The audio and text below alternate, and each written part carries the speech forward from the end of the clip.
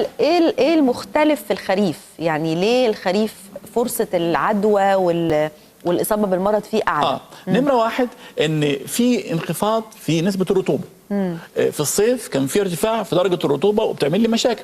أيضا الانخفاض بيخلي قدرة الميكروبات الخاصة بالبرد اللي هم 200 نوع من الفيروس ممكن تبقى عوالق، ممكن تبقى تكتر في المجتمع وتكثر في الهواء بشكل عام وتقعد ساعات طويله، ممكن من 8 ل 24 ساعه متعلقه في الهواء، فبالتالي انا ممكن استنشقها. واحد.